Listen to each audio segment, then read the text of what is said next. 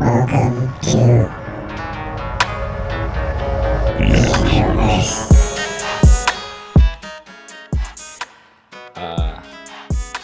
So last night, Hollipop and I watched Frailty. This was my pick of horror film, one of my favorites. Came out in 2001, directed by the late, great Bill Paxton, who also stars in the film. You really were attracted to the... I knew you were a big Bill Paxton fan, and I wanted to make my husband happy. So, I'm like, you know what? I dressed as a cat last time. Church. And From Pet Sematary. now I'm dad. Yes, you are dad. Yes. Complete with your very own Otis axe. Yes, it's identical. It does identical. It does look exactly like the prop used in the film. When you saw me, you thought that I was dad, and you were about to call 911, but then I spoke, and you realized that it was just Holly. Right. I often wonder why this movie was called Frailty. Frailty. It's an interesting title, right? It is. I mean, I guess because children are frail. Their minds are frail and easily Manipulated. Yes. I think you're right on the money because the writer, Brent Hanley, Sorry, my back still itches. shout out to B, the other Brent, the B who is on this podcast normally, did not write this film, but he does share a name with Brent Hanley. He said the story is about the frailty of perception, the frailty of morality, and the frailty of right and wrong. It's a fine line. Yeah, it's almost like the moral responsibility. You don't steal, but when is stealing right? Is it okay to steal if you're stealing for a family of starving children? You know, if you're taking from somebody that won't miss it. Yeah. Is it There's- okay to kill if the people you're killing are really, really, really bad people? Yes. We won't go into Or perceived as bad people. we won't go into spoilers until after a certain moment, just in case people want to watch the film without it being 100% spoiled. Would you like to talk about the basic plot of the film without giving away? I'm not going to be able to do that. Okay, well, I can't even hide Christmas gifts from people. that's true. So yeah, this guy shows up at the FBI and he says he wants to see the agent in charge of the God's Hand case. And supposedly this is a guy who is going around killing people, I guess a serial killer of sorts. And he says that he knows who the killer is. He says that he claims to be Fenton. Are you okay? Who's played by Matthew McConaughey. Yes, the guy who goes to the FBI Yes. building. Guy that goes to FBI. And the FBI guy is Powers Booth. Booth. Powers Booth. Not Treat Williams. Not Treat Williams, yes. I don't know how you could ever confuse those two guys, but that's... They both have strange names. Yeah. He claims to be Fenton Meeks, and he says that his brother, Adam Meeks, is the God's Hand killer. And he says he can prove it. Was the God's Hand killer because he killed himself. That's right, supposedly. because he killed himself. He shot himself in the head. And so Powers Booth is not buying this at first, and he says, why do I believe this? I've been searching for this killer for years. Why am I going to believe you? And so he proceeds to tell him the story of his father, known in the movie only as Dad, Exhibit A. Looks just like me. Yes, it's nearly identical. Dad, he works as a mechanic. Just like me. He's a blue-collar guy, hence the blue collar. And he's raising his two sons in Thurman, Texas. Their mother has passed away. She actually died giving birth to the younger of the two. Adam. Adam, yes. I know my children's name. Yes, the oldest is I forgot his name because he made me a little mad. Fenton is the older of the two. Fenton. Yes. And Fenton is at that age. Fenton probably looks like he's around 11, 12. He's approaching preteen, teen years, I would say, right? Yeah. And one night, Dad, Exhibit A. I have a dream. And God tells me that demons are basically going to take over the world. Or they are taking over the world. They're taking over the world. Yeah. And that we're basically going to be his soldiers. Our family is going to be his soldiers. And there's going to be 3 weapons that are sent down. It's almost like a video game. You know, like when you're walking on a video game, oh, look, I can use this later. Ta-da! So that's pretty much how he gets Otis. Yes. He tells his boys that this is going to be our job. You know, we're going to find these demons and we're going to kill them. I will say, when I first saw this movie back in 2001, it got deep under my skin. I identified with the 2 boys quite a bit. And you're giving me a face. You know, there was no axes involved. My dad never brought demons home for us to kill. I wasn't allowed to listen to certain music, read certain books, comic books. And, you know, my parents felt as if they were protecting me from evil, from darkness. Part of me thinks that, you know, we got some itching going on there. How's that hair, Dad? I think Dad might have a little case of lice. Lice. Okay, I thought you were gonna say dandruff, but you went all the way to lice. Okay. Yeah, so I was raised in a very religious household, and yeah, there were rules and there were things that I heard in church that I didn't necessarily always jive with, you know? Mm-hmm. And I had questions. I was like, why? Well, if this is true, then why are there a bunch of other religions all around the world? And why is our religion the only right one? And I think if you are raised in religion and there's never, even if you're not raised, if you don't question it and discover it on your own. Exactly. You can't. I do find that a lot of kids rebel, much like Fenton does in this movie, because his dad comes home saying, hey, son, we're going to kill demons. And when he brings the first nurse, who is an actual woman, and she's tied up with duct tape over her mouth, and he basically hacks her up in front of his kids in their shed. He touches her too. He does. Her. He says that he has to wear these gloves. That's one of his items. Mm-hmm. The first item he finds is Otis, which in a very cool scene where he's driving down the road and he sees this barn in a field, and there's this just light streaming down on Otis from heaven, apparently, onto this axe. And the first time I watched this movie, my brain is like, wait a minute, what's going on? Like, is he really seeing this? We're seeing through his eyes.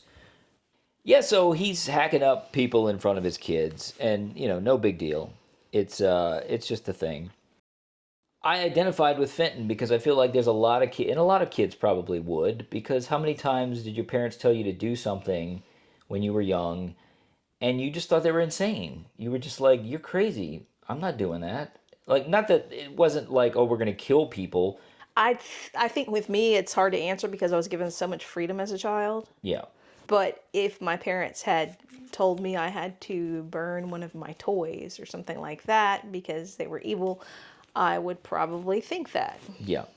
And when you're a kid, you believe, up to a certain age, you believe everything your parents tell you. They are the end-all, be-all for all intents and purposes, as they should be when you were of a certain age. And that's why I feel like being a parent is just one of the biggest responsibilities that a it's human huge. can have. It's huge. Because every decision you make is going to have some sort of an effect on your child. When I was a teacher, I realized that a lot of parents just suck at that job. Yeah. You know? Well, as a parent, sometimes I question if I suck at it. Yeah. You know, because you don't know if you're making the right choices or not. That's true. It's almost like a crapshoot, and you're like, I hope this works out. You like throw random things and try to do the right thing. It's almost like you got a 50-50 shot. So as you get older, sometimes you realize, oh, my parents weren't as crazy as I thought. They actually were telling me this for my own good, and I did learn something from them. And then when you become a parent yourself, you realize, oh, wow, this is a difficult job, and I probably shouldn't have got so pissed off at them about certain Yeah. things. But there's no way you can know that as a child. No, you couldn't. You don't have the reasoning skills. Exactly. And you don't have the experience that they've had. It's almost like you have to know what somebody, in order to have that kind of empathy, you have to go through that experience yourself. Exactly. Yeah. But all of that said, there are still really shitty parents out there. And, oh yeah. And they've created a bunch of shitty kids. So that's. And it's cyclical. The kids that have the bad parenting are going to be bad parents themselves because they have nobody to look up to, no model to go after. Back to the movie, there's no weak link, in my opinion, in the acting. The actors here are all top-notch. Especially Bill Paxton. Bill Paxton playing Dad. Everybody brings it. Matthew McConaughey, Powers Booth, as we mentioned. The kids are played by Matt O'Leary. He plays Fenton. And Jeremy Sumpter plays Adam, the younger versions. And then we even have Luke Askew, who plays the sheriff. Fenton gets really upset with his father after he's killed multiple people, and he's like, I've got to do something. So he goes to the sheriff's office, he finds the sheriff, brings him back to the house. There's this whole very suspenseful scene where the sheriff's looking for the body, and then the dad has to kill the sheriff. What is the protocol, by the way? Like, if somebody comes and say, hey, my dad's a killer, are you supposed to go by yourself to somebody's house, or?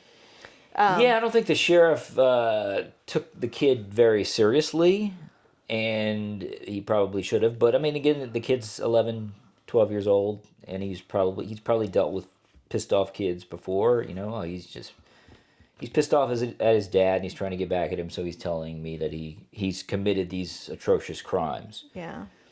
I mean, they're killing people and burying them in the rose garden near their house. I've already talked about the visions a little bit. There's actually a really cool one where Dad is working underneath a car, and the undercarriage of the vehicle morphs into this cathedral ceiling, and then an angel descends down from the ceiling with a flaming sword in his hand, and it's super like it's weird that it's not too cheesy. Like it's done well enough that it's like there's this certain vibe to it where you're never doubting that he's seeing this, but you're questioning as to why he's seeing this. Is it because he's lost a marble? Because that's what his kid thinks. Mm-hmm.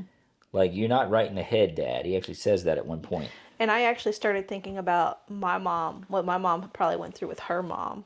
When her mom when she was on her med, she was fine. Yeah. But then when she went crazy,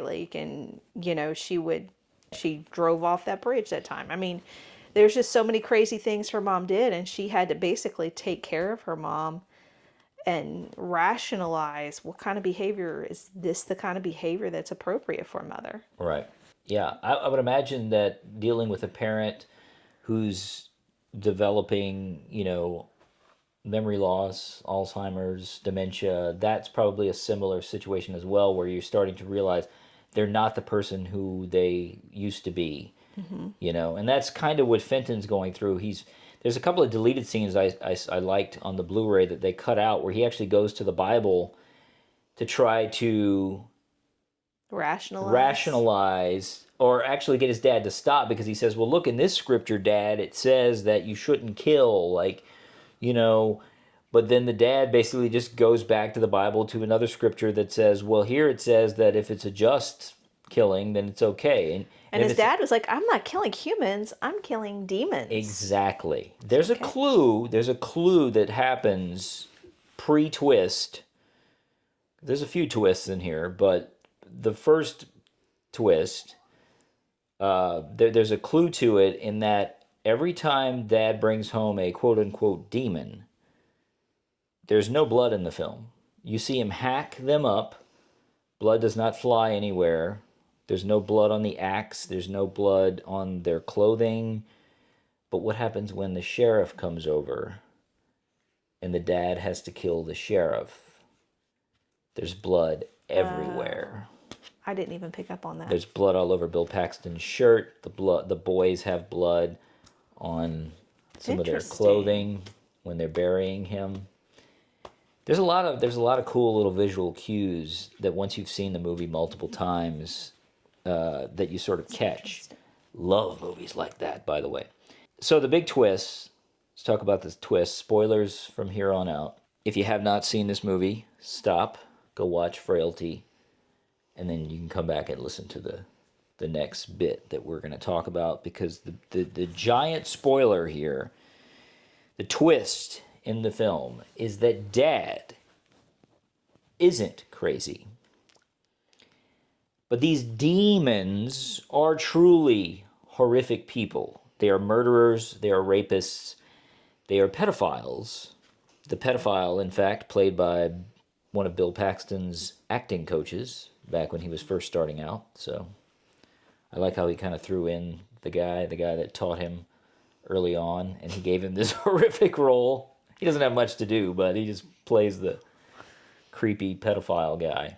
So Matthew McConaughey, who is playing this whole time, we think that he has been playing Fenton, the adult Fenton Meeks, is actually the adult Adam Meeks. Yeah. There were also hints, because the dad was saying, I really hope that what God is telling me isn't true. Oh, so that Fenton was a demon. That Fenton was a demon, and let's hope you just I'm trying to put you on the righteous path and everything. Right. And it turns out Fenton actually killed his dad, and I believe that's what made him a demon, because of that murder. Because of the murder. Or did he do other bad stuff that's not in the movie that we didn't see? I feel like that's it. I feel like the movie is not hiding anything from us by the end of it. I think that's the reason he was a demon. They just showed him typing something on a typewriter, Yeah. Maybe he's one of those gossip columnists too or something. So Matthew McConaughey is the God's Hand Killer who has taken over from his father. Yes. Once he was killed by Fenton. And he has been took over the family business, murdering demons ever since and burying them in the rose garden. Yes. I thought this was a cool fact that I saw online. Bill Paxton, in the original script, the visions, when Dad touches the demons, he has these visions. But we never see them. Adam claims to see them. Fenton never can. Yes. There's that whole scene where he basically puts him in the basement that he dug. Yeah, he forced his own son to dig. Without food for I don't know how long. Well, he was trying to get him to see his way. Yeah. And not be a demon. Tough love. Yeah. That's what they call it. Well, it's like I was saying earlier, parenting's hard. Yeah, sure. So Bill Paxton originally wanted to show what the people did when he would first touch them. I think it was better that he didn't, though. Well, James Cameron said, no, you should wait and make that part of the reveal later, because you want the audience to be on Fenton's side for the majority of the movie. And that's gonna give the audience way more of a roller coaster ride of allegiances, I guess, because you're on Fenton's side for the entire film. You're sympathetic with Dad because he seems like such a nice guy. Bill Paxton plays him so calm and yeah, he seems like a nice he's guy, just the but he nicest also guy. I don't know if he's the nicest guy, Dustin. He's killing people. But they're demons. He's like, You're like, he was the nicest guy. But they're demons. But from Fenton's perspective, From Fenton's perspective, yes, he's an awful human being. I think this is a brilliant movie. oh, it was. This is, like I said earlier, this is one of my favorite horror films. I generally don't gravitate towards horror films. I do like a lot of the cheese, the B movie, low budget. If somebody can pull off a really effective scare or, get under my skin. That's the horror movies that really get to me. The ones that get under my skin, they're a little more psychological in nature. So this is more of a psychological thriller. I don't know. They hack people up with an axe. That scene where the FBI agent is revealed to be killing his own mother. Yeah, like why did he kill that innocent old lady? Clearly, she wasn't a good parent to him. You think it was her parenting choices? But think about it. Earlier you said, well, did you see what she looks like? So like, does that mean like Charlie might kill me because look what you turned into, Mom? Not because of You're her. starting to look a lot more masculine. Not because of her appearance, but because she looked like an evil old lady in the photo. Like she was like, meh. She probably punished him horribly. She probably locked him in a basement. So what makes her not the evil one that deserved to be killed? If she was a horrible person, okay. So if they're killing horrible people, what makes them better than the other people? I think that's part of the message of the movie. Because it's literally a cyclical thing. The same thing that happened with the FBI agent happened with Adam and Fenton, because Fenton killed his father. Yeah. Because of what his father was making him do. So obviously, I assume this FBI agent's mother was making him do shit that he did not want to do. Controlling him, I don't know. We don't know. We don't know his story. So at what point, I guess the question is at what point is an eye for an eye right? Is it ever right? Is it ever right? I think that's the question. Yeah. Because everybody says that, well, I would never do that. Well, you don't know what you would do if you're pushed to a certain limit. Yeah, I mean, if my child were in danger, then I would definitely do everything I could to protect him. That's just, I guess it's because it's my biological nature. You have to protect your children. So I'm a very passive and easygoing person. Here I am holding an axe saying that. But if somebody came in, broke into our house and tried to hurt our child, I would turn animalistic and try to injure them. Exactly. Yeah, I think this movie just is, it's got so many layers, and when you go back and watch it, once you know the twist, you can see all the hints leading towards it, and you're kind of like, wow, I didn't realize. And there's a cool little twist that Paxton added. The final shot, when you realize that Matthew McConaughey is a sheriff now in Meat, Texas, and he cannot be seen on video cameras, much like the dad said, God will protect us. We won't be visible on, nobody's going to be able to see that we're taking these people. And it happens that, yes, he is invisible. You can't see him on video camera footage. But there's a shot at the end where he's standing there with his pregnant wife, and you're assuming that he's going to pass on Otis to his son or daughter that he has now. The family legacy will continue. His spawn, yeah. And there's two. The camera starts to pull back, and starts to fade to black, and you see these two kids on scooters coming around around the corner of the buildings. Those are the two actors that played the young kids, Fenton and Adam. Bill Paxton said, I wanted to throw that in there for anybody who spotted it, and they would be like, wow, where are we? Is this like the Twilight Zone? Are we, Interesting. But I think he also meant like it's going to continue. Like Otis is going to get passed down from generation to generation. Interesting. So what's Otis? What do you think Otis is? Where does Otis come from? God. From God? It was my tool from God. God's name is Otis? I don't know. Do the letters can you only the innocent survive? Only the innocent survive. Is that what that stands for? I don't know. Somebody online said that. Only the innocent survive. You didn't mention the medal, the pole that he got either. Oh, that's right. He also had the metal. Because he first had to Knock him out. and then chop him up. Well, before he chopped him up, because there's he had to sequence it correctly. He had to knock him out. Then he had to put the gloves on. Or no, he had to take the gloves off because with the gloves on, it protected him from.